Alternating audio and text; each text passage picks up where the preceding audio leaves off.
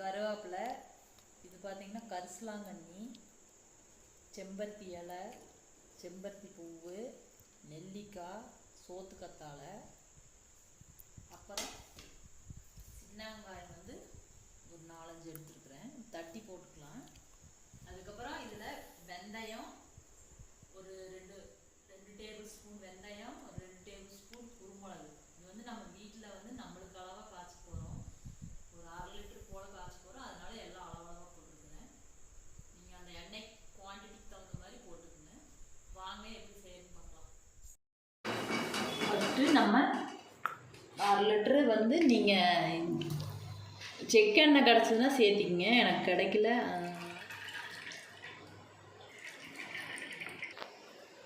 எண்ணெய் ஊற்றிட்டோம், எண்ணெய்க்குள்ளே நம்ம ஒன்றா சேர்த்திக்கலாம். சேர்த்திட்டு அதுக்கப்புறமா நம்ம அடுப்பு ஆன் பண்ணிக்கலாம்.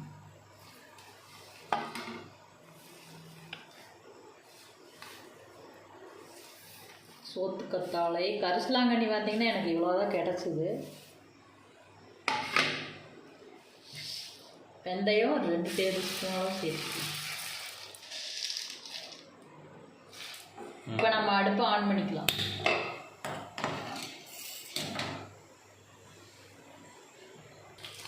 ஒரு 5 பல்லு சின்ன வெங்காயம் தட்டி சேர்த்துக்கலாம். வந்து நம்ம லோவில் வச்சு காய்ச்சிக்கலாம். கொஞ்சம் கசகசன்னு தான் இருக்கும் அடுப்பெல்லாம், அது சங்கடப்படாதீங்க. நான் வேலைக்கு போயிட்டு இருக்கிறதுனால கொஞ்சம் க்ளீன் பண்ணல, காலையில் தான் க்ளீன் பண்ணணும் வேலையெல்லாம் முடிச்சுட்டு. இது வந்து நல்லா இதெல்லாம் நல்லா அப்படியே சருகு மாதிரி ஆக வரைக்கும் நல்லா காயணும், அந்த அளவுக்கு காய்ச்சணும். பாருங்க, நான் லோ ஃப்ளேமில் தான் வச்சுருக்குறேன். அந்த அளவுக்கு காய்ச்ச வரைக்கும் நல்லா சருகு மாதிரி ஆகணும் நம்ம போட்டதெல்லாம். செவந்துருச்சு, சவுண்டு வருது, சரக்கு சவுண்டு வருது, சருகு மாதிரி ஆயிடுச்சு.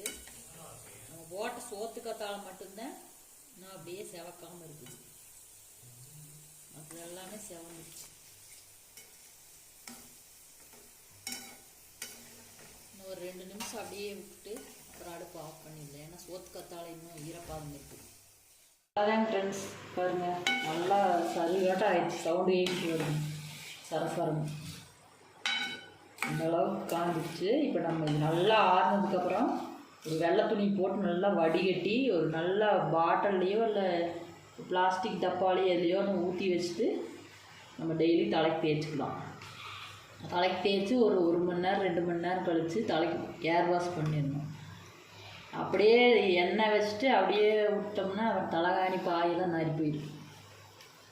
அதனால் நம்ம என்ன பண்ணால் 1 மணி நேரம் நம்ம வேலை செய்கிறப்போ காலையிலையாகட்டும் சாயந்தரமாகட்டும் ஒரு 2 மணி நேரம் 3 மணி நேரம் தலைக்கு வச்சுட்டு அதுக்கப்புறம் ஏர் வாஷ் பண்ணிக்கலாம். இப்போ நம்ம இது நல்லா ஆற விட்டுட்டு அதுக்கப்புறம் பார்க்கலாம். எண்ணெய் நல்லா ஆறிடுச்சு, காய்ச்சல் எண்ணெய்.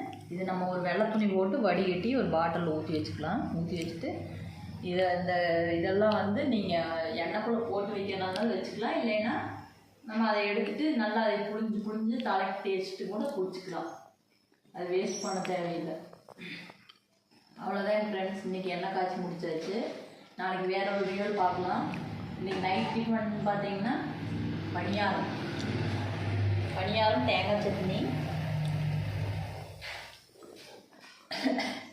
இந்த வீடியோ இன்னொரு நாளைக்கு போடுறேன், இன்னொரு நாளைக்கு இந்த பணியாரம் வீடியோ உங்களுக்கு இன்னொரு நாளைக்கு போடுறேன்.